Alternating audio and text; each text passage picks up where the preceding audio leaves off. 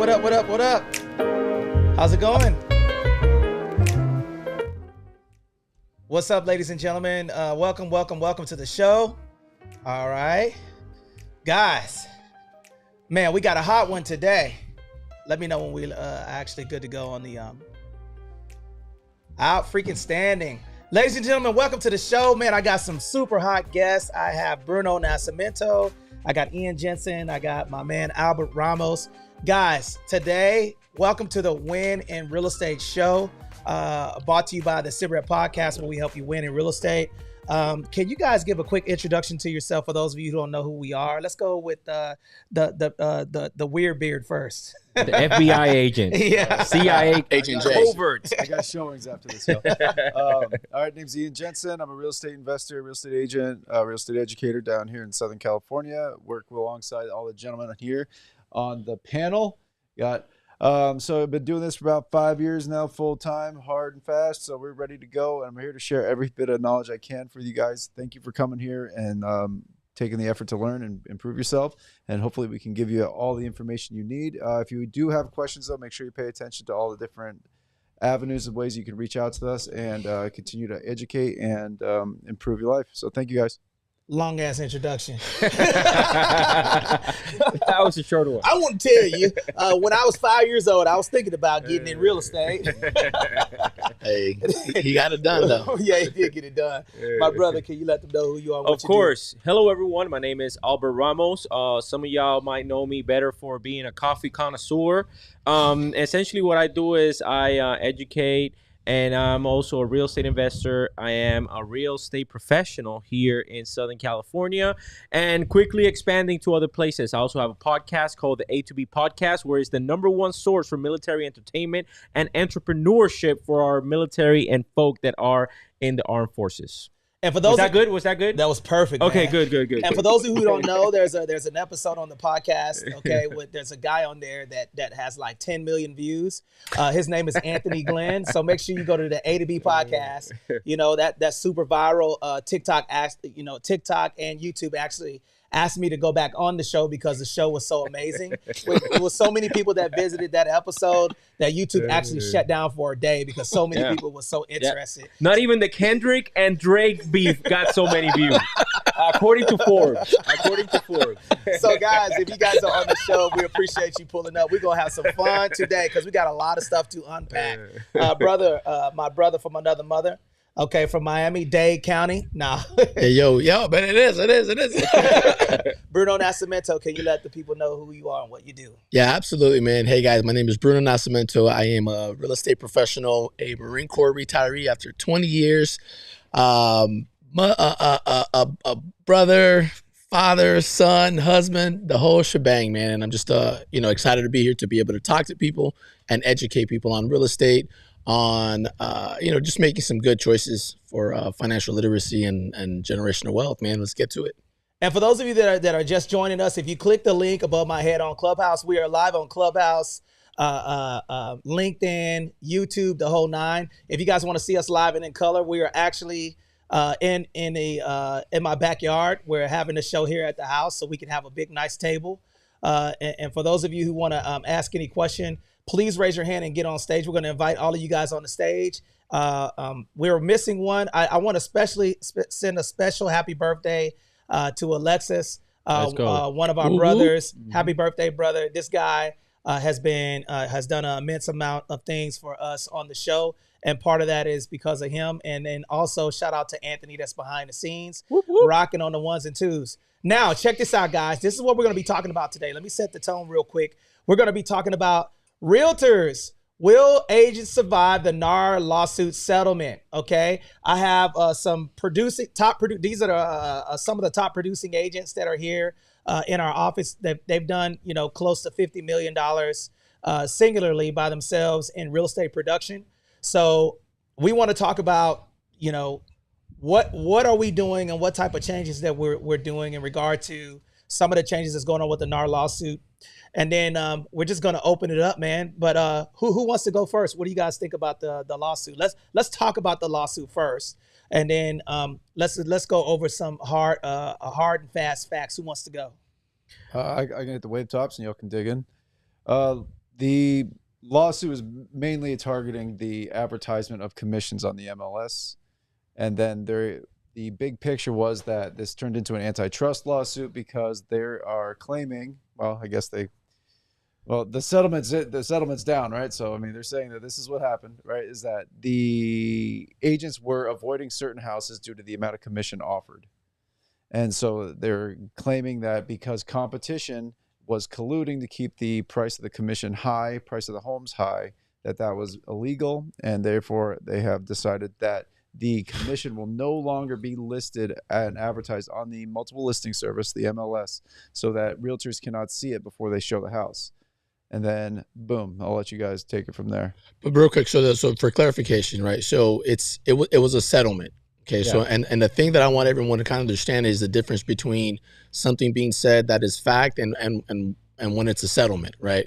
So a settlement is so I go and I say something about Ian and I say, Ian, I think you're doing this and I'm suing you for that, right? Ian can either, defend himself and go to court and then take it all the way through and wait for Tony, the judge, to award a decision towards me or towards Ian, okay?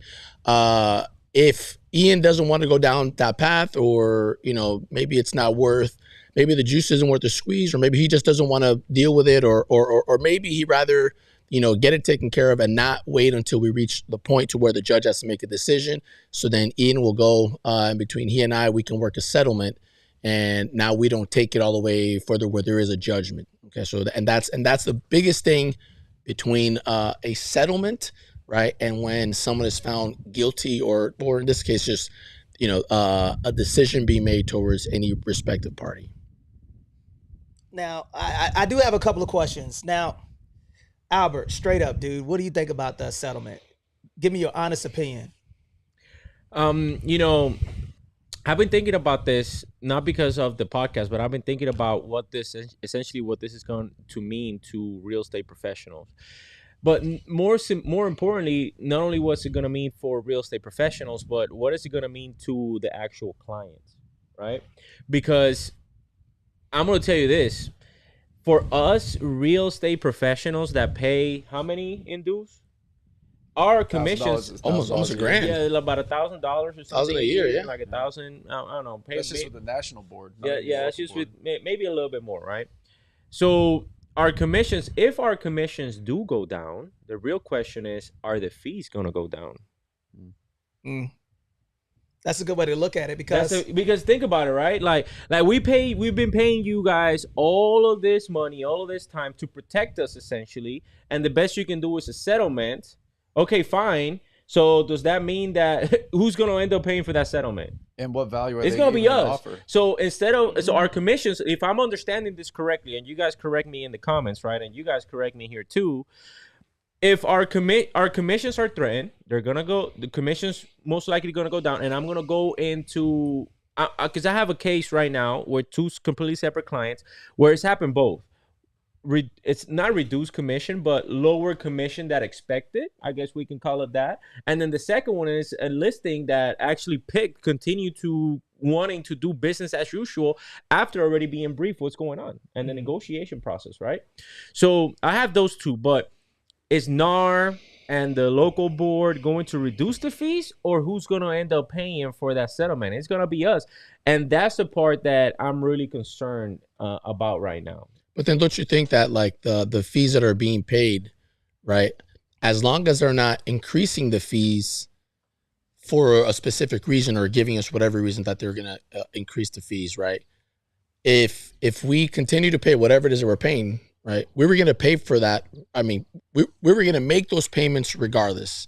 So where it is that NAR decides to, I guess, allocate the funds that they receive, I don't think they have the funds. I mean, it's going to be on them, but I mean, like, I don't know, man. I think like I'm thinking about the case and everything else. I'm like in a spot somewhat in between, right, where I know that we like to kind of take shots at NAR and stuff like that, but I would imagine, right, and this is just from listening to some of the interviews and stuff like that, that the reason why there was a settlement and the reason why I would think that they took action to kind of help protect us, right? Because I mean, I think one of the part that gets left out a lot is that in the settlement, you know, it was ultimately put in a certain way, right? So then that us, the individuals, aren't being sought after for specific things. So it's like a blanket that ultimately gives us, you know what I mean, like that protection that we essentially pay for. But you know, it wouldn't make sense that the organization wouldn't make a decision and offer something that wouldn't protect us. That's bullshit. I'm calling it what it is, Bruno. Good thing you said it, because I was going to say it. That was the fanciest bullshit answer I've ever freaking heard. Put a 1 in the chat. Read the settlement. Listen, we're about to argue right now. But read the settlement. Because I'm going to tell you how, listen, I'm going to tell you how we're going to keep it real today. Because, look, it's going to be some, it might be some tables flying. It's some bullshit. NAR let us down. Ian is still trying to process the answer. He's looking at his face. He's like, still trying to process the answer. Go on YouTube. He's still trying to process the answer. Listen, I'm telling you this. I'm telling you this. The reason why is because, bro, you were in the Marine Corps for 20 years. I was in the Marine Corps 14 years. Marine Corps, equally organization. Mm-hmm. What happened when a Marine got in trouble? What happened with what did the organization did? They ensured that they covered their ass, right? Of course. That is exactly what NAR is doing. But it's not, they're offering like the least amount of like this. And again, I agree. If I'm part of NAR, I don't want to come off like, but God damn, man, like we got to scrutinize, and we, the constituent people, have to ensure that we're holding those people accountable. What was the very first thing after the lawsuit, like it came to find out that the lawsuit was going south? Who was the very first person that resigned their position? The NAR president. He was the very first one that resigned. And then we had somebody that didn't issue a statement until very recently. It was like, oh yeah, by the way, the best we can do is a settlement. And then all of a sudden, I've never received in my almost 4 years in real estate this many emails about buyer classes, about this and that from NAR, not even from the local board, from NAR specifically. So this all this like I don't know. I think it's BS, and I think that they really need to prepare us better, because another question that I have is like, okay, fine. You know, they're offering all these classes and they're offering all this stuff, but what about, because one of the questions that I have is, okay, so what you're telling me, which by the way, it already there's already some paperwork. It's called the seller to pay buyer's broker. Okay, that's already included in the California forms.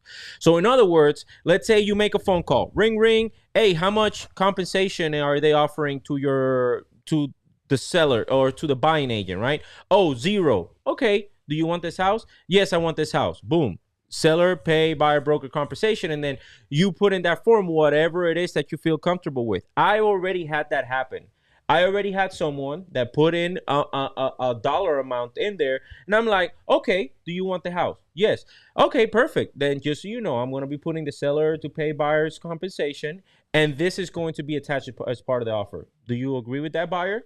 Yes, I agree with that. Okay, perfect. Boom. I had that conversation in there with the client, and I was like, okay, so can you explain to me the reason why your seller is not offering this? Oh, came to find out that it wasn't even related to the actual lawsuit. It was because it was a nasty divorce, and they had 3 different agents in there, and I'm like, oh, okay. But you guys' compensation has nothing to do with us. I'm gonna tell you what's crazy about this, guys, and the reason why. Look. We're going to keep it real today, guys. We're not holding no punches. And this is why I believe that we're on different. And I see a couple of people that are on the show. What's up, D-Love? D-Love, can you flash your mic? I see you on Clubhouse. For those of you that are on the stage, we could see you guys. Please hit your hand raising button and come up on the stage, because we want you guys to communicate with us. D-Love, you want to tell the people who you are and what you do? Which chat are we Hey, what's going on, everybody? D-Love here. I'm a real estate professional here in Southern San Diego. Work with Tony and Bruno and Albert. And I'm just here to help. If anybody has any questions or anything I can do to help, please let me know. Shout out to D-Love. He went to our Cardone Veterans Group, one of the first events that we did. And for those of you that are real estate professionals, I want to see who's in the audience. If you're a realtor, put a 1 in the chat. If you're a loan officer, put a 2 in the chat. If you're a real estate investor, put a 3 in the chat, because this is all going to tie in. I want to see who's in the space today. And then Anthony, if you could pull up the chat from YouTube so I can see it on the screen. And the location where you're located. Yeah, we want to see who. Okay, so Lisa, thank you for joining us. We appreciate you guys. And for those of you that are on here, you can click the link above my head, get on the YouTube channel, and then you guys can see us. But I want to talk about this real quick, because here's the reason why I say that it's bull crap is because the buyer's agent, okay, right now veterans are vulnerable. There's 22 million veterans in the United States right now, okay? Those veterans have families. They want representation by a buyer's agent. Majority of them do. So right now, we're in a pickle to where if a buyer that is a veteran wants to invest in a piece of real estate, it is illegal for the buyer to pay for representation to us with the VA loan. This is a fundamental problem that has not been solved yet. So right now, I'm asking, NAR, National Association of Realtors, left us vulnerable because there was nothing in place to make sure that those buyers that are veterans and those first-time home buyers, they don't have the money to compensate us. And I'm gonna tell you right now, let's just talk about this, Bruno Nascimento. All right, let's go. Okay, Bruno. Bruno's in the defensive right now. Listen. Don't get butthurt. Let's go. How in the hell? Let me ask you guys a question. Veteran serves his country, okay? Comes back from Afghanistan, doesn't have the money to pay for representation because that person is not going to know the paperwork, the biggest investment of their life. Now, let's just ask, I'm going to ask this question for you guys, and I want you guys to put it in the chat, and I want to go around so I share the mic. Why should a buyer have representation? And then what do you do as a buyer's agent? Do we get paid one penny at all with driving around and showing houses as we stand right now? Nope. Well, okay, what else do we do? Negotiate. You're a amateur psychologist.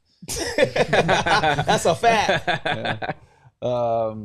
That's a good one. You everything. I mean, you're a financial advisor, not technically, but you know what I mean. I'm talking in loose terms here. You give them financial advice. You give them counseling advice. Hell, you give them marriage advice. Yep. You give them construction advice. You give them property management advice. Gosh, I mean, anything and everything that relates to a house, you know what I mean? You give them access to your contacts with how to take care of your landscaping, how to take care of your paint. What is the best way to market the house when you go to sell? What are the things you got to take care of while you're living in it, so that way when you sell it, you have the most opportunity? What are ways of making sure that you can vest it properly? How to do estate planning? Yeah, I mean, there's a million things that you do as an agent that add value to your buyers that don't get credit for. And unfortunately, this is kind of like the misconception with the public, is that it's perceived that all you do is open the door and send contracts. Oh, hell no. And, this is the kitchen. Yeah. This is what you think you do. Yeah. Like the value of the negotiation is totally at loss with these people. I mean, for the most part. I mean, a lot of the people that are throwing sass about the whole thing, you know what I mean? They either haven't bought anything yet or they didn't have a good experience, because the people that had a good experience do see the value that the buyer's agent representation costs, because all of a sudden they see on the contract, oh, this person, like, I got a deal working on right now. I just got 15 grand worth of credit out of the deal for the buyer. And they wouldn't have been able to do that on their own. Yeah. And they wouldn't have known how to do it, or they wouldn't have known that this property is worth, et cetera. Like, you as the specialized person that goes in there and sees these things every day and sees the different aspects and sees the different points of leverage that you can utilize to get your buyer value, is where you come in there and you build a reputation as being a valuable person to your client. Now, Bruno, I do have a question, and thank you for that submission. Explain to me how the NAR settlement helps us as agents. Oh, no, I don't think it helps us directly. I think what it does, it alleviates some of the liability off of us, right? So I think that the part of the settlement that people aren't talking about are some of the other print that's within that settlement, right? Which is to take some of the liability off of us, and then it ultimately creates, I don't know if it's case law or creates something that prevents other people from coming after us individually as agent, to where it's I'd rather them come after NAR than for them to come after Nas Realty LLC, right? Or better for them to come after NAR than for them to go after the Glenn Group, right? Because that's you specific that they're targeting. That blanket that they put, right? So NAR does serve it to where they're coming after a greater organization instead of you having to come up with a settlement and you dealing with it directly. They are the ones that are, dealing with it and doing all the other stuff. Now, do I think that this was the best decision and then, do I like it? Hell no. I think that's bullshit, right? I think that the veteran community and the veteran population, was probably the collateral damage, right? Yeah. That they might have considered or not. I mean, I'm sure they considered that at one point, right? In the way that they came up with it. And maybe that was maybe that was a reality where they say, okay, well, you know what I mean? Like, F the veterans so we can, save, X amount of people, which I think is bullshit. Because why? Because I'm biased, because me as a veteran, me as the one who represents veterans, right?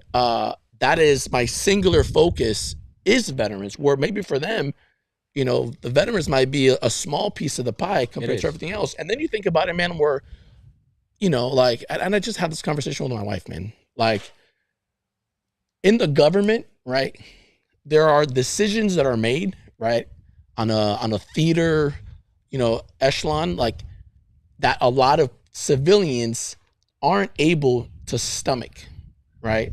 So we're talking about collateral damage, civilian casualty, and all these other things, right? That, like, the civilian population can accept that sometimes the hard decision of saying, like, we're going to sacrifice 2 to save 2,000, right? That is, like, you can't fathom it. For example, the 9/11. What about 2 million though, Bruno? Like, bro, I get what you're saying, but, so like, who benefited from the lawsuit? Tell me that. The freaking attorneys, lawyers. the attorneys. The lawyers are suing us for doing, and let they're me take doing the that. exact same thing. Who do you think pays the lawyers? Who do you think's paying the lawyers behind the scenes? Who do you think lobbied to get the lawyers to take this case on? I personally think that the people who lobbied NAR, who benefited the most from this situation, or a corporate structure called Zillow and Redfin. Bingo. That's where I was going with this. Zillow and Redfin are the ones who benefit from this because now. But how Zillow? I'm trying to understand how Zillow, because Zillow is going to be the new listing agent. Yeah, but Zillow makes most of their money from the advertising agent. From the agent. Let me give you an example. This is where I'm going with it. All right, and this is my own conspiracy. All right, so don't take it too seriously. I'm just person. I'm just stand on 10 toes. No, stand on business. Stand with your chest. Like, Zillow benefits the most from extracting NAR's power from this whole situation. So now they can insert themselves into being the new MLS, who will then receive membership dues from people that want to participate in it. Like, they created this big, like, nasty thing to take NAR out of the situation, who was the lumbering giant. So they cut the knees out from him. They hamstrung him, and now Zillow is going to be the one who's probably going to be replacing listing agents. And that's my biggest theory about this thing, is that the listing agent is the one who's going to get eaten up in this whole thing, not the buyer's agent. You know what I think we should do? I think that everyone should go to. I think, Tony, that you should do like a poll on Instagram, and then put a poll up there and see how many people would still utilize listing agents to sell their homes versus just utilizing a service like Zillow. And then we'll see where we land with that. Yeah. I think that would be a good idea. I think it's a good idea. It's just going to be like the DMV. Yeah, because that's what I do with my page. If you go to my Instagram, whenever I debate a subject, like, for example, who's better, drone instructors or recruiters? Sorry, but recruiters won by a landslide. Listen to this guy, man. But let's stay on topic. Let's stay on topic real quick. So yeah, and then we just get the answer from our following to see who is it that's better. I don't know, man. I think that we're talking macro perspective right now. Yes. We're talking like super big. How is this going to impact like the agent right now that's trying to get their license, that got their license, or agent that's been in the business for a long time? I don't think people that have been in the business for a long time are going to be as impacted as the new agents. The reason for it is because they already have a pipeline and they already know how to navigate this type of stuff. I'm going to tell you this though. If you are a new agent going into the real estate market in 2024, You have to understand now more than ever numbers. And I'm not talking about the market value of properties. No, I'm talking about how many people are you really going to need to prospect to in order for you to get one deal. That's the number, because if not, I promise you, you will starve if you're only thinking about being a real estate professional. Not even one deal, but one deal that pays. Yeah, exactly. One deal that pays. Yeah, because you might have to close 3 in order to get a check anymore. Let me take it even one step further, guys. Okay, let me tell you the reason why I believe. And guys, let me say this, guys. Welcome to the show, guys. Put a fire emoji in the chat if you guys are enjoying the show. For those of you that are on Clubhouse, you guys can raise your hand and ask, if you flash your mic, I'm keeping an eye on the screen so you guys can see us live and in color. Guys, we're talking about the changes. This is what we're going to talk about today. We're going to go over the NAR settlement. We're going to talk to you guys on how this impacts you as a real estate professional and a mortgage professional, respectfully. And we're also going to talk about some tips and tricks that you guys can utilize, that we're utilizing with our Car Own Veterans group, guys. So if you're an agent, you're in the right place, because, this is going to be the topic of the room. And this is going to affect investors too, because guess what? Guess who's buying properties up right now at a cyclical pace? Corporate structures. So if you're an individual and you're trying to get out here and invest in property, you're going to have some money now. Okay. And especially if you're an FHA, a buyer or first-time home buyer, because you're going to want representation, because if you're dealing directly with the listing agent, the person selling the property, man, you're negotiating with that person individually without any representation. And what's crazy about this is that if a T gets missed and a dot gets, that listing agent is only going to care about selling that property. If there's not a secondary person representing you as a buyer, it's basically like going into a new construction and signing your name on a dotted line. That person in new construction does not work for you. That person in new construction works for the builder. And that's essentially what's happening. If you go into trying to buy a property direct from seller, good luck with that. Now, I want to cover this little part right quick, and then I'm going to pass the mic around again. The reason why I feel like Zillow and Redfin benefit from us is because if you're an agent and you're driving your customers to Zillow, Zillow is a marketing company. And now they're a real estate company. So if you're a realtor and you're putting them on, you're driving your clients there to leave you reviews, what they're doing is they're taking that information and they're giving it to premier agents, which are agents that buy into the Zillow program. Yep. And then from there, what they do, those premier agents, I challenge right now, if you got a property listed, to go and see where your name shows up on there. The premier agent shows up before the person doing that. And this is the reason why I feel like NAR is guilty of this, because they're the ones who let the enemy in the backyard. Now, what do you guys think about that? The floor is open. Yeah, let the fox in the hen house. Yeah. And they're chomping away at if they're getting your buyer's contact information. Do you think as an individual agent that you're going to be able to outmarket Zillow? No, hell no. They're sending updates and emails consistently to that. And I feel like the reason why this is a huge issue is because there's 2 million real estate professionals in the United States right now that's vulnerable. I don't care if you're a listing or a buyer's agent. Guess what? We're shifting. And we're going to talk to you guys about some of the things that we're doing to shift, to make sure that we provide a immense amount of value for our buyers. What do you guys think? The floor is open. Well, so I think that where they let the fox in the hen house, not just that you use, right, was by not stopping Zillow earlier. I don't think it had anything to do with, I don't think the settlement is what caused them to let us down. You know what I mean? And I think that statement doesn't make sense, because that's not where the shift is really at, right? Where they let us down, where they let me down. And it feels like them not stopping Zillow well before this whole lawsuit. They shouldn't allow Zillow to pull from the MLS the way that it does. I agree with that. Because then, like, what if, you know what I mean? Like, if the MLS was exclusive, that was the proprietary property. Yeah. Exactly. But that's where it's like one of those, if the protection I would have wanted was from that. I think that the settlement, right? And again, I'm not a legal person or anything else, but I mean, like, understanding that majority of the times when settlements are made, it's because people weigh out, is the juice worth the squeeze, and to do a cost benefit analysis where, maybe that made more sense to pay that amount compared to what could have happened if we had gone an opposite route. You know what I mean? Like, so for them to come up with that, again, for us that aren't filled in all the way, like we might not have seen it. But going back to your point, though, I think that it should have been stopped earlier. So, you know, Zillow didn't have access to that. I don't know, man. I'm a crazy ass dude, so I'm thinking. I'm gonna tell you this, man. I always think about, well, not always, but in moments like this, I think that the conversation that we're having is completely wrong. The reason for it is because we're talking about this settlement and this, you know, and how it's going to affect the agents and all that stuff. But at the end of the day, you know where the money is at? In the value and the benefit.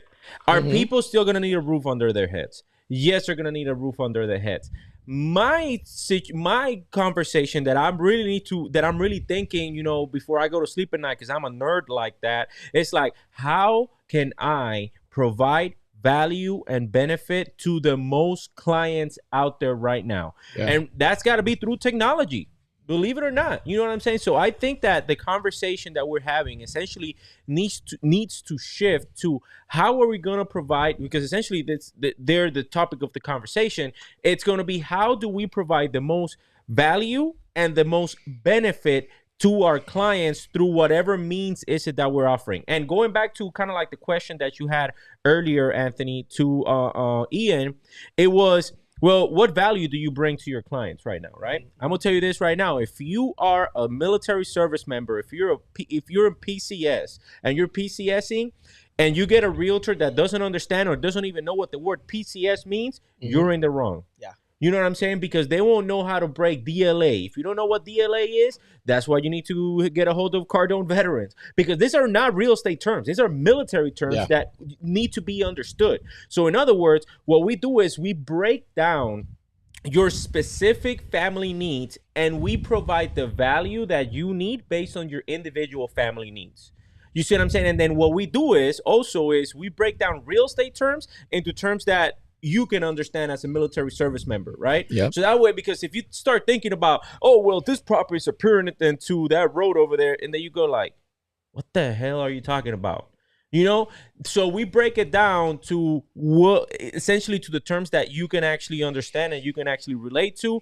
A lot of value that I'm personally bringing, to bring an example, is if you guys go to my YouTube channel, you guys will see that I have a complete professional video recording of all of the, not all, I would say about 95% of all the new construction places that are here. Because another benefit that I have to my clients, for whenever it comes to clients are PCSing into the area, I always tell my clients, and if you're a real estate professional, always tell this to your clients.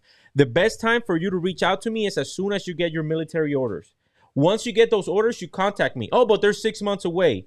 That's great, because what I'm going to do now is I'm going to show you all the new constructions that the wait time is 6 months away. But I won't know if you qualify for those unless you get pre-approved. So let's get you pre-approved. Let's get you to see some of those new constructions. And then now you ain't got to worry about getting an Airbnb. You ain't got to worry about where your family's going to live at for 2 weeks while you get here. You're literally getting the keys day one when you're actually getting here, because we time it out like that.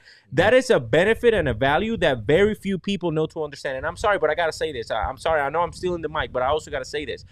Also, that a lot of people don't understand is dual military couples and veterans. I've had this case more times than I can count. Dual military couple, who do you put your entitlement under? Or veteran and service member, who do you put your entitlement under? The one that's out. The one that's out, because now you don't have to pay the VA funding fee. Congratulations. I saved you anywhere from $8,000 to $15,000. I take Venmo, PayPal, Cash App. I'm kidding, okay?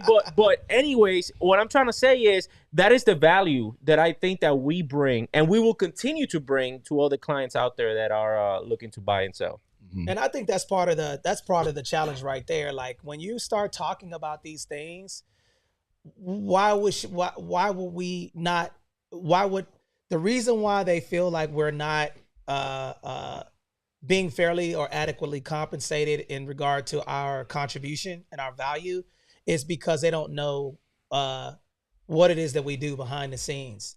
And this is for any real estate professional. I kind of feel like, you know, for an investor, being able to have, sometimes the value is in our relationships that we have. Sometimes it's understanding how to negotiate paying off the buyer's debt. Sometimes it's, within, getting closing costs from the seller. And guess what? All of this stuff is a tax write-off anyway for the seller. So I don't want to even understand it. The commission that is paid to the agents is tax deductible if you're not going to freaking TurboTax and talking to Day on the phone. Like, what are we doing here? I don't even understand why we're having this conversation, because when I look at the value that a real estate professional possesses in regard to a person that is looking to purchase their first property or second or third property, it's within our ability to negotiate. Now, let's just walk through this.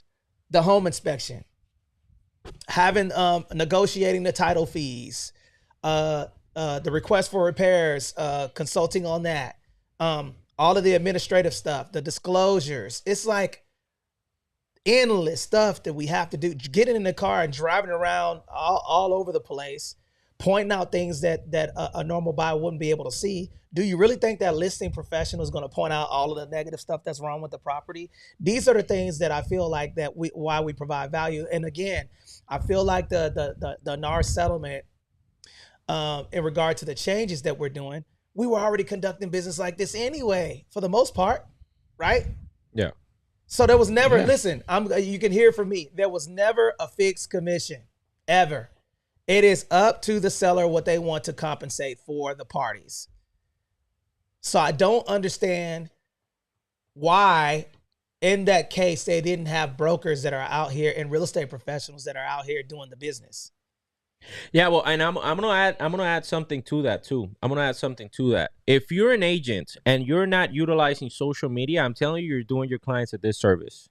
Okay. I know we have the MLS, and I know we have all this type of stuff, but I actually include that in my actual package.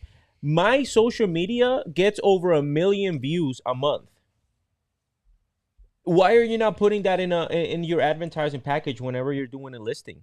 Because you don't have social media following? Well, that's what you need to work on, because essentially those are the things that you need to start doing to keep adding value to your clients. I was actually able to upsell one of my listings, from a 5% commission to a 6% commission as soon as I showed my clients, like, listen, this is how much exposure I'm going to give to your listing. And I showed them, all I had to do was pull up my TikTok and my Instagram analysis, like the how many Insights, views I get. Yeah. And it's like, oh man, you have over 1 million views in a month, in 30 days. I'm like, yeah, that's how many people I'm going to put your delete listing. that last message right there?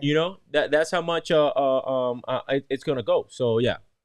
And guys, again, if you guys are on Clubhouse, please raise your hand. We want to talk to you guys. Does anybody have any questions or comments? I see Chuck. I see Adrian. Adrian, how you doing today? Adrian, are you there? Damn, I couldn't read that.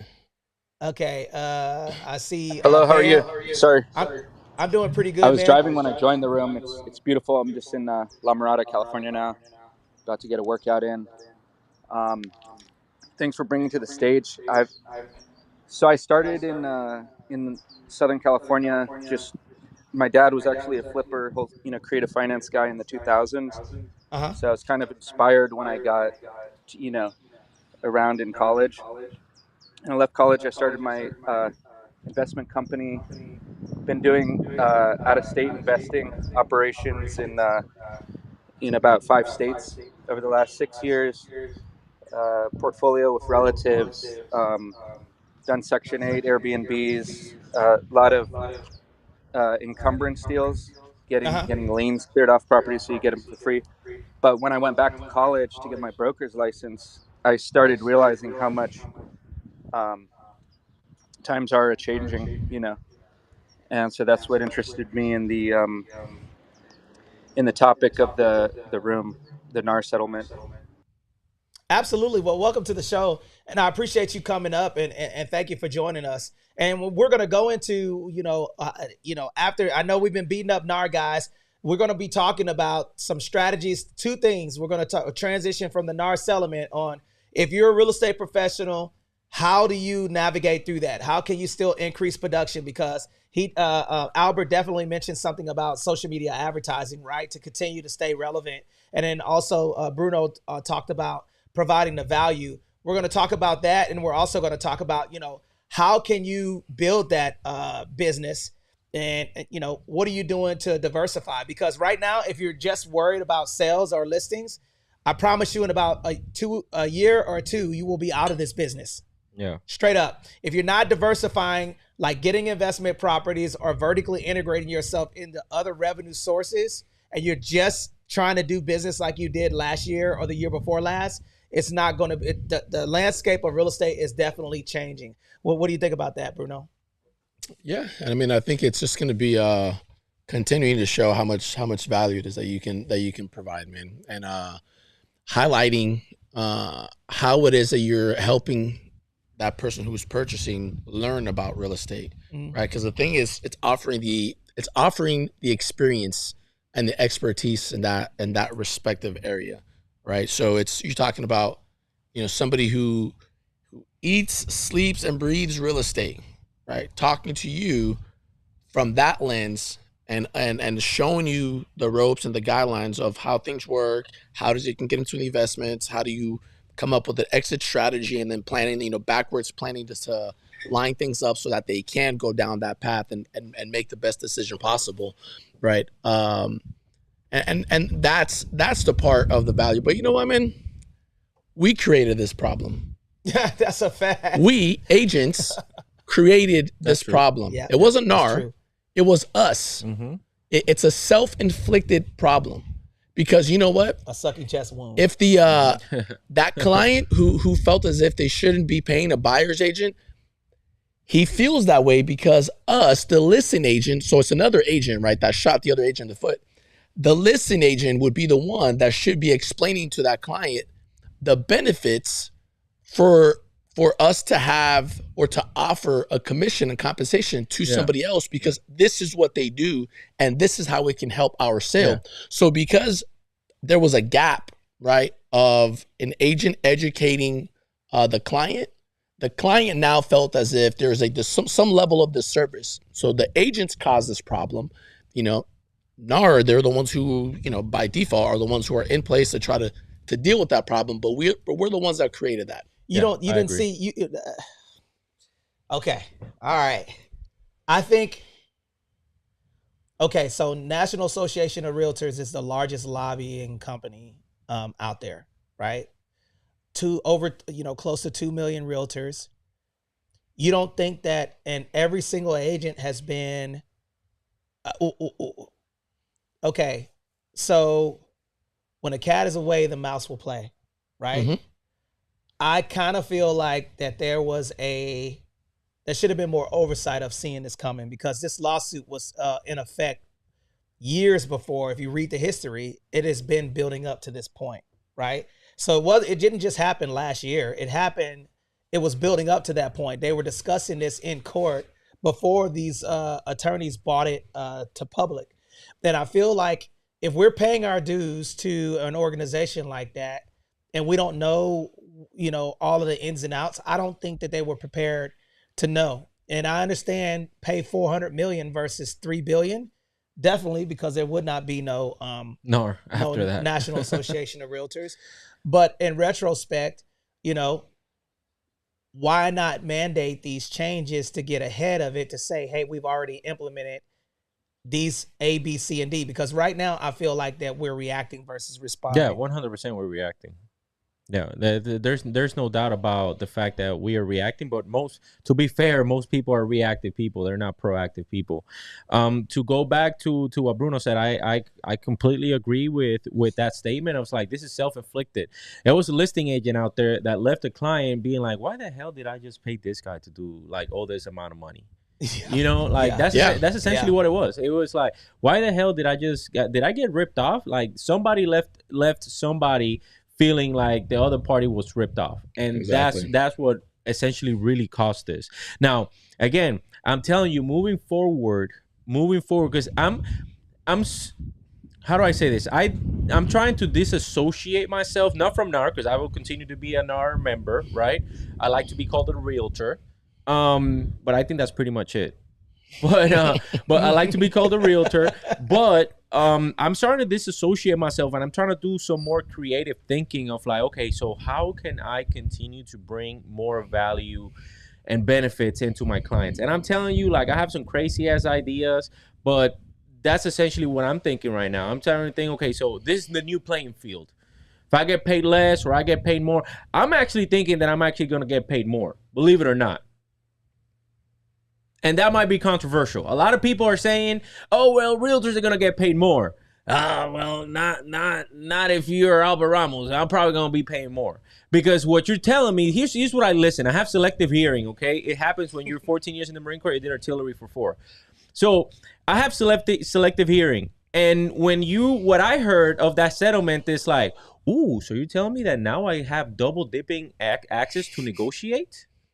That's what you're telling me. So you're telling me that the seller can pay me and the buyer can pay me too? I was like, wait, are you telling me that I can negotiate even more commission? That's the way that I look at it, because it's a double-edged sword. We can look at it as we gonna be paying less, but that's what I'm saying. Like, you can't be a brand new agent. Think like, well, guys, I'm gonna go over here, and this is my new agent voice, by the way, guys. So it's like, well, guys, I'm gonna go over here and I'm gonna negotiate my commission even higher, because the seller's gonna be like, okay, I might paying you more, but what are you gonna do for me? And that's when that extreme value comes in. And that's why I'm telling you that everybody needs to understand this. It's like the technology, I'm not going to say necessarily social media, but technology is going to be a huge role into the value that you bring exposure to your property. Because essentially, nobody, right now we have the average days on market, right? Nobody wants to go to the higher end of the days on market. So how do we combat that, right? How do we get exposure to clients to get offers even before the property hits the market? So that way, you know what I'm saying, it's a quick one and done. That's the type of value that I'm trying to bring into my clients, and I'm actively thinking on ways on how to give that maximum value to my clients, so that way they see the value. Like one of my recent clients saw, instead of paying me 5%, which what we currently negotiated, the client asked me, Albert, can I pay you actually a little bit more and you do this for me? Believe it or not, instead of negotiating down. You see what I'm saying? So I'm telling you guys, the opportunity is out there. You just need to have the right mindset, and you need to have the right negotiation skills, and you need to be part of Cardone Veterans. Yes, shameless plug, guys. You need to be part of Cardone Veterans, so that way you learn how to do this tactics. And I want to say this, guys, like a listing agent can take a listing and put, 4, 5, 6, 7% on there and not pay any money to the other side. And I think that that's where the problem is going to be at, right? It doesn't solve the problem. But again, if you got to be crazy if you don't think that, okay, Redfin is a real estate company. Zillow is a real estate company. Guys, that's why I said how many years ago did I say stop buying leads? Stop buying leads from Zillow because they're getting your client's information. Yep. But I'm going to tell you what Zillow cannot do. Zillow can't shake hands and kiss babies.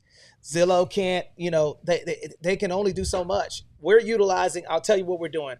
We're utilizing social media to educate. We're not interested in people buying houses. We're interested in making real estate investors. There's a fundamental difference, guys. If you guys want to be a part of that, I want you guys to go to text us, text WIN to 760-573-2731 if you guys are interested in becoming a part of this, because if we're not working together jointly to educate people on what it is that we're doing, like the A to B podcast, like the SitRep podcast, like Bruno Nascimento doing property management, all of these organizations that we're doing collectively, it's called vertical integration. Everybody put vertical integration in the chat right now, because I want to talk about solutions, okay? Vertical integration, let's see it. If Tawana C, can you scroll up, please? I want to see who's on the show right now. And Chuck, I see you on the show. Come on up, Jeffrey West, Angela, Lisa. You guys are welcome to ask any questions that you may have. Bam, I see you, Omega. Okay, Chuck, did you have any questions or value to add to the conversation? Or did we already talk to Chuck? No, I was actually reminiscing on the whole Zillow situation, because I'm a former realtor, and I was with a company called Zip Realty. I don't know if anybody remembers them. Oh, yep. Mm-hmm. I'm the oldest one here. I think I've heard of that. So So they were online, sort of like what Zillow is now, basically. Well, it was better than Zillow is now, but they were providing all the listing. They were pulling from the MLS data, and Zillow was doing the the mapping system, and for Zip, and that's how I first found out about Zip. I mean, I'm sorry, Zillow was pulling the map for Zip Realty, and that's how I first found out about Zillow. But they didn't have on their website. It didn't have any information on properties, as far as I remember. You couldn't go back and look at what was sold or whatever, or get estimates. They didn't have the Zillow, was it the Zestimate or whatever, and all that stuff. So I stopped right when the market crashed. I got out of it after the market crashed, and I would still kind of go back and follow Zip, and then I saw that they were eventually sold. I think it was to Caldwell Banker or something. But then someone brought up Zillow. I said, "Oh yeah, I forgot about them." And I looked on their site. I'm like, "Wait a minute, when did they start doing all this?" You know, so they kind of, I think they either bought out a lot of that, or some type of something happened where they kind of pretty much became Zip. You know, so it was like that partnership that kind of screwed them in the end, so to And speak. But and Chuck, think about yeah, this. Well, and Chuck, watch this, guys. So let's really look at this strategic move right here. Okay, the first thing that Zillow did is they created the iBuyer program. Y'all remember that? So the iBuyer program was a program that Zillow had launched, and they basically were saying that you can be an iBuyer. You don't need real estate professionals. That was the first one. That should have been The rec cluster. yeah, that should have been the sign right there to say, hey, you know what? We need to make some moves, because when a couple of years ago, what Zillow did is they said MLS said you can either opt in to have your website advertised on there, and I kind of feel like they're going to open up the MLS, or we need to create something similar to the MLS. That way, we don't have to abide by MLS rules since it's associated with NAR, right? That's why Redfin redacted themselves from that. So they don't have to be a part of National Association of Realtors to go around. And then after that, you see Zillow, not last week, but the week before last, they came up with a document, like a document. And basically what it says is that you don't have to enter into no contract without seeing houses. But guess what National Association of Realtors are making us do? All agents that is associated with that, before we open up the door, we have to write basically a contract saying that you work for me. I'm working. You hired me to show you, and we got to list all of the houses that we're going to show them, right? And then they have to enter in a contract that they're either going to compensate us with the buyer representation form. It's mandatory now. So it's like, you know, if Zillow's saying you don't have to enter into a contract, and NAR is saying that you do, which one are you going to pick as a consumer? You're going to pick, hey, I'm going to go, I want to look at houses, but I don't want to be tied down to a contract. So I'm going to go the path of least resistance. So we have to talk about this stuff because this is actually happening. Now, the mic is open. What do you guys want to say? What do you guys think about that? I'm going to tell you something. I'm going to tell you something. You know who the real enemy is that it's nobody really talking about right now? And if y'all don't know this already, I'm going to probably blow everybody's mind right now. 3D Matterport. Yeah, you guys probably look confused as hell. Virtual walkthroughs. You guys probably look confused as hell right now. That's a good one. You know who those are the real silent enemies right now. And I think 3D Matterport it's owned by one of these big companies. So those are gonna be the real enemies, because I'll share this with you guys, and I just ask you, to cut me in on the deal if you guys got more money than me. It's for you guys to understand this, right? Where do I see the future of real estate going? Like I said already, technology.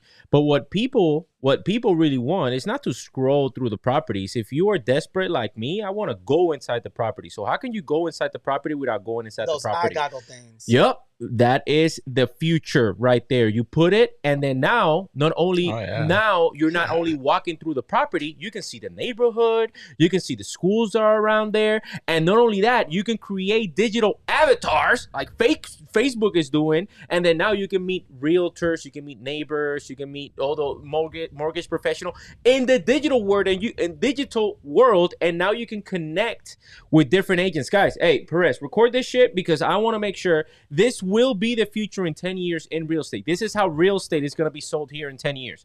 That's why I keep stressing what I'm stressing, because that will be the future of how real estate will be sold. And agents that keep worrying about nothing else besides the future and how will they adapt to the future will not be here. That's what I feel that we can talk about Zillow, we can talk about Redfin and all that stuff, but who do they all offer? Because the benefit that the client wants is to be inside of the house. That's why they offered the 3D Matterport. Trust me, I already had this idea. I actually tried to already start the software technology for it. However, it's patented. Yeah, it's already patented by, I think it's either Google or 3D Matterport. So basically what you're saying is that, put a 1 in the chat if you believe that is the future of real estate. Is like walking or put a 2 in the chat if you think it's some bull jive. Okay. Now let's talk about it if you think let's talk about it if you think it's the okay, Chuck. Okay. All right. So that means basically what you're doing is that you put on these goggles, right? And then you can buy digital real estate, and you're actually walking. You got your little avatar. You can say, and you can actually, it's virtual reality. Yeah, virtual reality or augmented reality. Because virtual reality is like something where you're walking is fake. Augmented reality is where you're in a place, but in reality you're in another place. Like the actual place actually exists. Right, guys? And I'm telling you, we as real estate professionals, we need to be studying this type of stuff. Because I promise you that is where the clients will be at. Because you got to think about how many showings can you do from the comfort of your freaking sofa or your bed at home at night or whatever time you want. And then now you can do 7 or 8 showings from your house without having to drive. Now you as a real estate professional can connect with your client, with your avatar, and you're interacting like Mark Zuckerberg wants to do. We have to study what the billionaires are really doing, so that way we can understand where the future is going. Oh, yeah. Dr. Clarissa, make sure you put that quote in there. I see that you're putting quotes in the chat. Put that quote in there. I like that quote. Because I promise you that it's gonna cost everybody by surprise. It's not gonna catch me by surprise. I'm just broke as hell. Because if I have this great idea, but you know how much money it takes for you and how much money and time it really takes for you to develop that team, for you to actually get the scope of the inside of the house so that way it looks, I'm telling you this right now, it's expensive.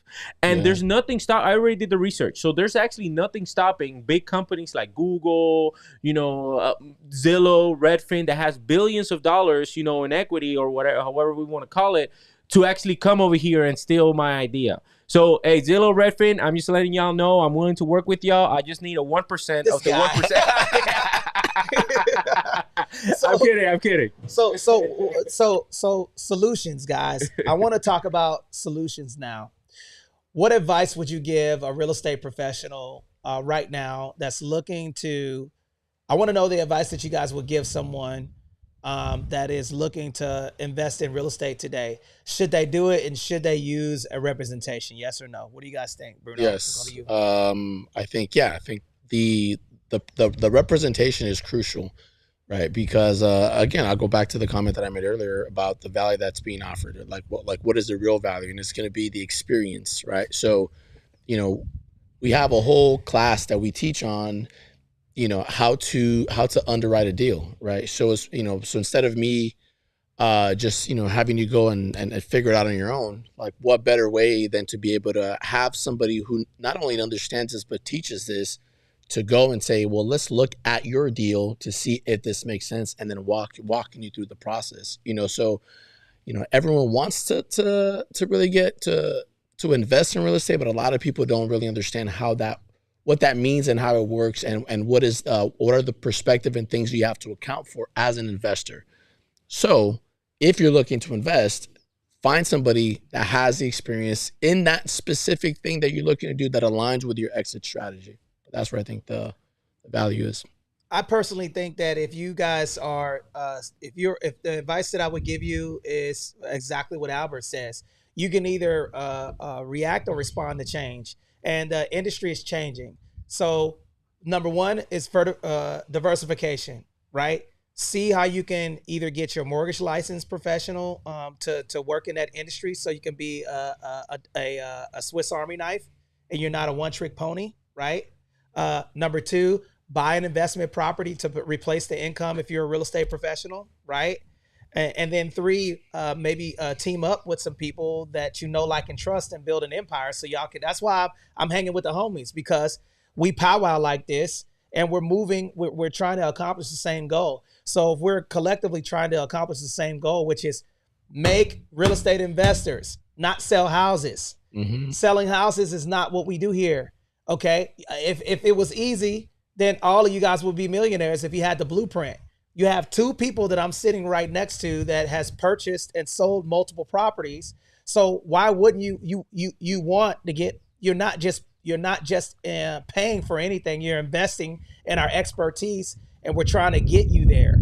So I absolutely unequivocally understand my value. We understand our value, and if you don't know your value, then you should not be in the business. 110%. People might not like it the way I say it, but I would rather for you to hate my guts and for me to tell you the truth, versus for me to lie to you and tell you that everything is going to be okay. You are actually going to have to change the way that you do business, but the value is within the mistakes that we've made along the way. Would you agree with that? Yeah, 100%. Yeah. So again, if you guys are interested in becoming a part of our group, it's called Cardone Veterans Group. Okay, that is the mothership of what it is that we're doing. We collectively have two podcasts. We also have the A to B podcast and the one that you're on right now. And if you guys want to know how we're actually content and staying relevant in this business, like right now, you guys are on YouTube and we're on Clubhouse and the different social media platforms. This costs money and a lot of errors and a lot of mistakes. Yeah.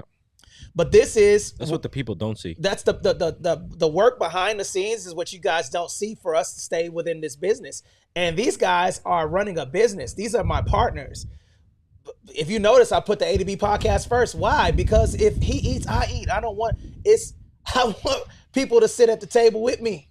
And I think that this is where agents need to understand. If you guys are interested in becoming a part of this movement, because right now, in the future, you will see us. Before this thing blows the top off, text us 760-573-2731. Text WIN, Whiskey India November, to 760-573-2731 if you're a realtor or a mortgage professional and you want to partner with us. And I see Chantel that's here. Chantel, how you doing this morning? Chantel Pace, are you there? Chantel is part of our movement. She's on the mortgage side and the real estate side. D-Love, did you have any comments that you'd like to add to the stage while we're here?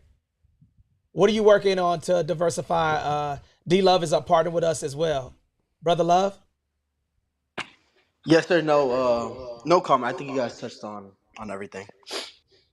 Absolutely, guys. And if you guys are interested, come on up to the stage. Now, again, you're gonna have to be louder on social media. You need to become the best known agent. Okay, not the best agent. What Zillow cannot do is they can't tell you the 5 top restaurants in the area. They can't tell you the best schools to go to. They can put it on their website, but actually belly to belly communication, eyeball to eyeball, kneecap to kneecap. Shout out to my brother Terrence Wickham. That's what he used to say, right? The intricate things you're gonna have to hyper focus on the niche. Ours is veterans and real estate investors. That's our niche, and that's how we're staying relevant in this game. Yeah, but I mean, if you got to think about it, it's not just about the veterans and being educated on how to not only do a real estate transaction. Because I hear this from agents that don't do like as many VA transactions as we do. It's like, yeah, I've done a couple of VA. That's always what they say.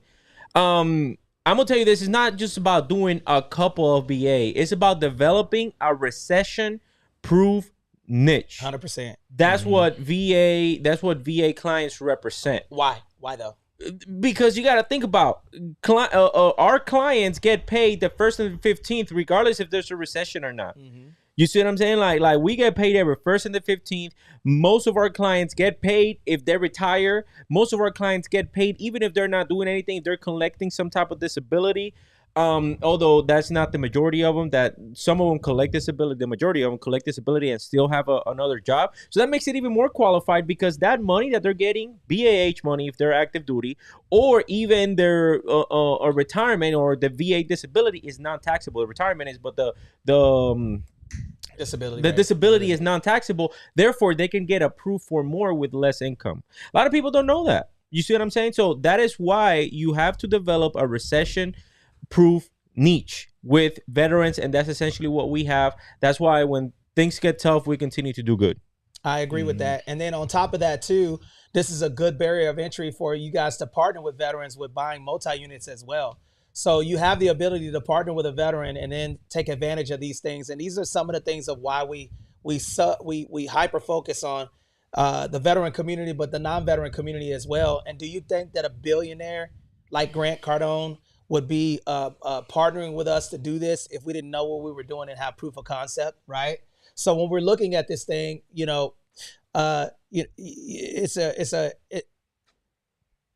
don't focus on the money, focus on the education that you're going to provide as a realtor.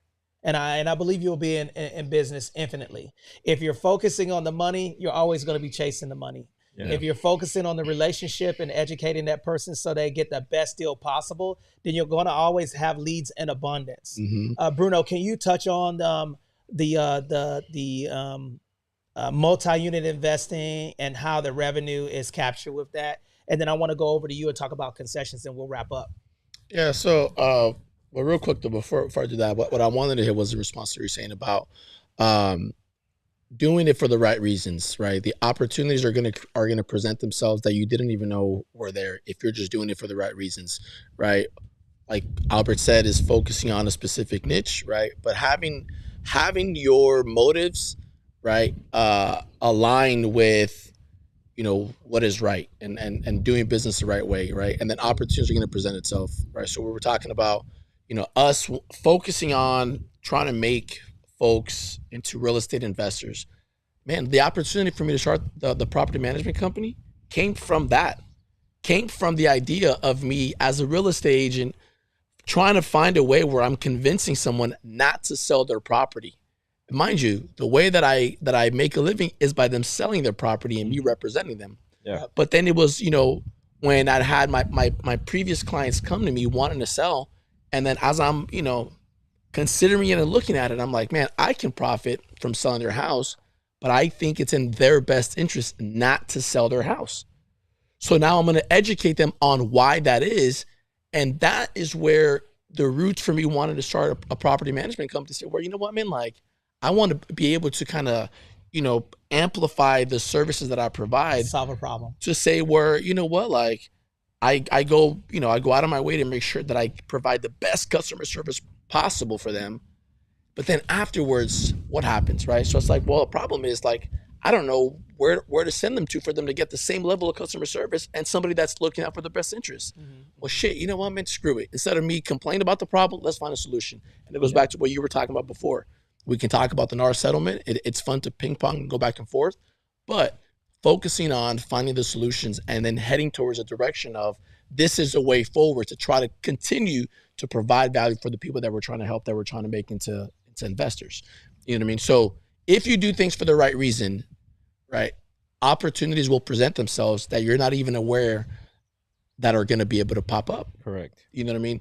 It's like the whole us teaching people how to purchase property as investors to them, for them to, build equity over time, right? Tap into the appreciation of their homes, to pull the money out for them to now go be able to purchase multi-units, like what you just asked me, right? So again, it's the idea behind how do we get this thing going? Grant Cardone, and you see clips of him saying, hey, buying a home isn't the investment, but it's, getting you to understand that the investment part is placing your money and parking it somewhere that affords you the opportunity to grab some capital that you wouldn't have had otherwise, for you to now partner with Cardinal Capital or start acquiring multi-unit properties. And now we know, right, that you can do so with the VA home loan, because we talk about it, we teach about it. but it's that's where the value is. That's how it all makes sense, right? But that taps into your question about the multi-units. And this is a perfect example for you guys. What's up, Sheldon? Good to see you, brother. I see Derek. Come to the stage, guys. And I am 998,000 away from catching up with Albert Ramos on his views. So what I need for you guys to do, I need for you guys on the YouTube channel, please, if you're enjoying the show, click the link above my head and leave a comment, guys, because I'm going to tell you something that I've learned. Every challenge led to me starting a new business. Mm-hmm. It was never a problem. Let me give you a quick example. And if you notice, A to B podcast, that's a revenue source for him and with Albert, right? He monetized that scenario on social media. He's getting money from TikTok and money from YouTube. And then he's also owns real estate. So he has 3 revenue sources on top of the other endeavors. And he's moving in a direction to get sponsored, right? So I like being around people that I want to emulate. My brother Bruno right here is the master of building relationships. Now he has a company that I'm sending business to him, right? We all eat together. And this is the part that I feel like one of the biggest mistakes that I had to learn in the beginning is that I do not have to do this alone, and neither do you. You don't have to do it alone, right? I have Sheldon Williams, a brother of mine who's invested with 2 pieces of real estate that's on stage, and I'll let him tell the story. But what I've learned is that I want to partner and put money into your pocket, and we can grow together. And this is the example. In the beginning, Connie and I started New Vision Mortgage and Real Estate. We were partnered with a car organization. This guy, we were enamored by the lights. He had multiple car dealerships, but what we didn't know, he was a damn crook, right? He had 7 car dealerships, and we were in such flashing lights that Connie almost lost her license because of some of the business he was doing in the beginning. So that forced us to move into starting our own company, us being owners by ourselves. That led to us, Connie and I, we had to take a break in the business because some things were moving around. But then that led to me partnering with 2 Remax brokerages that was the absolute best marketing decision that I had made in regard to real estate at that time. But guess what happened in that? I faced another challenge. 2, not 1, but 2 brokers started stealing commission money from us. That was a challenge that I had to accept, right? I accept the challenge. One of the brokers said, "Hey, you know what? Why don't you start looking at doing business in Oceanside?" What he was trying to do is take me away out of Temecula because we were killing Temecula, right? We were having more business meeting. That broker was doing nothing for us. Well, what he didn't know is that led to me looking in Oceanside saying, you know what, this is a good strategic move. Yeah. That led to the next challenge that we had with a mortgage professional giving the leads that we gave them to real estate agents instead of giving them back to us. What did that lead to? Starting a mortgage company. So all of these decisions that we made, if you notice that we were adjusting into, sometimes those challenges lead to a promotion to something bigger and better, which led to our partnership with Grant and Layden Cardone. And I want to pass the mic to Brother Albert, because he joined at a time to where, he was in the building phase where he had hit a ceiling. And I wanted to close out with that. Guys, if you guys enjoyed the conversation, put a fire emoji in the chat, guys, because we're about to wrap up. And I'm going to pass the mic to my brother Albert to let him know where to find the A to B podcast, talk about concessions and where to find him. And then we're going to go over to my brother Sheldon to talk to him about what he's working on, and then close out with Bruno. Okay, brother. Yeah, of course. So guys, you guys can find me in TikTok, Instagram, Facebook. It's called Ramos_Capital. That is my personal one. You guys will see what I'm doing over there in social media. And then in YouTube, you guys can find the A to B podcast. You just put it up like that. Shout out to my brother, Barry Bull. He is my co-host. And essentially what we do is we cover trending, relevant military topics, and we try to educate and keep 100% realness in all of the conversations that we do. And essentially, going back to that, guys, we started that and we do that on a weekly basis, very consistent basis, because we are giving, like I've been saying this entire time, the value that our clients need. Mm-hmm. Listen, most people don't understand. You can tell a realtor from a freaking mile away. Okay, you can tell that if somebody does real estate from a mile away, either by the way that they dress, by the way that they talk, by the type of conversations that they have, all of that stuff. You don't need to keep reminding people that you're a real estate professional. What you need to do is you need to continue to bring value into the life of the people that you're trying to serve. If they trust you in one aspect of their life, most likely than not, they're going to trust you in other aspects of their life. So that's what we try to do in the A2B podcast. We try to bring extreme value and conversations to our audience. Essentially, to answer your question, when we're talking about concessions, what concessions is money that is authorized to be given throughout the real estate transactions, most often than not by sellers. In other words, it's money that the sellers are giving to the buyers in order for them to have an incentive on buying their property. Those incentives can be used for several things. What we like to write in the contract is it's called recurring, non-recurring, and non-allowable closing costs. Recurring, non-recurring, essentially it's the things that will continue to happen. Like, for example, HOA fees, property taxes, things like that. Non-recurring are essentially closing costs like escrow fees, things like that will only happen while the transaction is going. Non-allowables is actually credit cards, things that, car payments, things like that can also be paid throughout the real estate transaction, but needs to be specified in that specific contract. Okay. So essentially what I try to do in all of my transactions is first of all, I have a very, very strong expectation management with my clients. I tell them, listen, if a property has been on the market for not a lot of time, two things can happen. Either one, we can submit an offer and our offer doesn't get accepted because there was another more aggressive offer out there, and that's okay.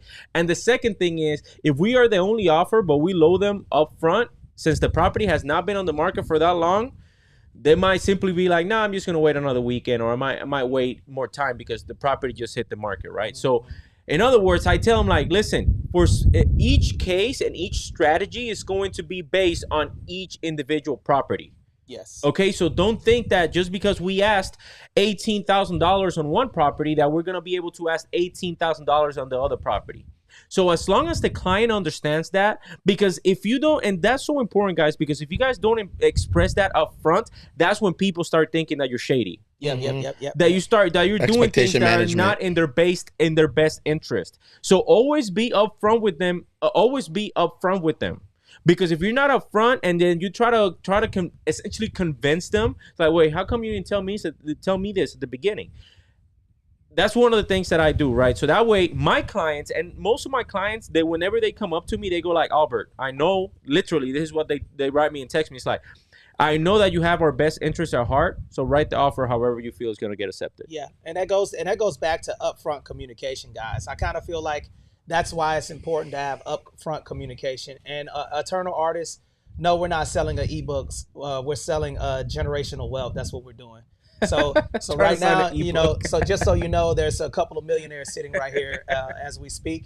And if you want to win like us instead of losing in the chat, okay, make sure you text 760-573-2731 so you can get on our level. All right. So now back to the show. I think Sheldon. Okay, brother Sheldon, man. How you doing, brother? Where you checking in from, brother? Listen, I'm doing great, man. So today I'm in Denver, man. I'm still out here in Colorado doing the hustle. I had to trying to close on this townhouse out here, man. But I just want to bring it back to what you said, where you have done such great things to me, man. When I said there was an interest in the real estate, man, you sparked a fire. And these people on this air and people that's not chiming in, that need to chime in, need to take notes, man. Because you can't pay for the gems that's being dropped. All right?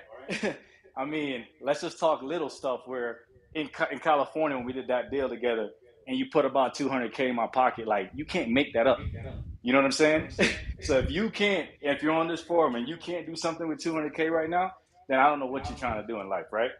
But definitely, man, like I said, people need to keep chiming in, taking notes, doing their thing. I'm trying to work my way back, Tony, back to California.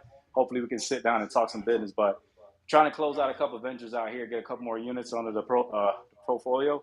and then we can come back to Cali, man, and do it again. And guys, you know what? One thing that I like to have is receipts. Sheldon Williams, he bought a property out here in California. He listed the property, sold it, made a quick 200 G's, right? And then he's in the process of buying and investing in another property. Some of y'all don't have $200,000 and y'all been working for 25 years. So he did that, what, in 3 years, 4 years? How many years was that? Shoot, we talking about maybe 2 years, man? Yeah, 2 years and some change, 200 G's. So what we're trying to tell you guys is that you have to have people in your corner negotiate like that. And I appreciate you guys coming to the show. Well, ladies and gentlemen, thank you very much. If you guys put a fire emoji in the chat, make sure you guys hit the link above my head. Subscribe to the YouTube channel. I'm 997,000 because you guys put a comment in there. About to catch up with my brother Albert Ramos. For those of you who want to reach me, you can reach me at TonyGlennII.com, TonyGlennii to see all of the organizations that we have. We do free roadmaps for you guys. Cardone Veterans Group is coming to a YouTube near you. So if you're interested in that, and you don't have to be a veteran to either partner with us. If you're a realtor, mortgage professional, or an investor, we have what you need in order to win in real estate. Thank you guys so much for coming to the show. And Albert, any parting remarks? No, guys, not at all, man. I think this was a great conversation. I definitely appreciate you bringing me on the show today and having this honest discussion about it, man. So thank you so much, Tony. Absolutely. Guys, again, subscribe to the YouTube channel, SitRep YouTube, and then also Tony Glenn II is where you can find me, and we appreciate you guys. We'll see you guys next time. We'll have another hot topic. Maybe we'll talk about what actually, while you guys are here, for the 27 people that are here, what do you guys want to see in the chat? Put it in the chat what you want our next discussion to be about. It could be trust. It could be production. It could be social media advertising. We'll tell you we're an open book. We'll tell you what it is that we're doing to stay relevant in this game. And we'll show you guys how we're actually winning on social media and also in investing in real estate if you're trying to grow an unstoppable business, okay? So we appreciate you guys. We'll see you guys next time. Peace.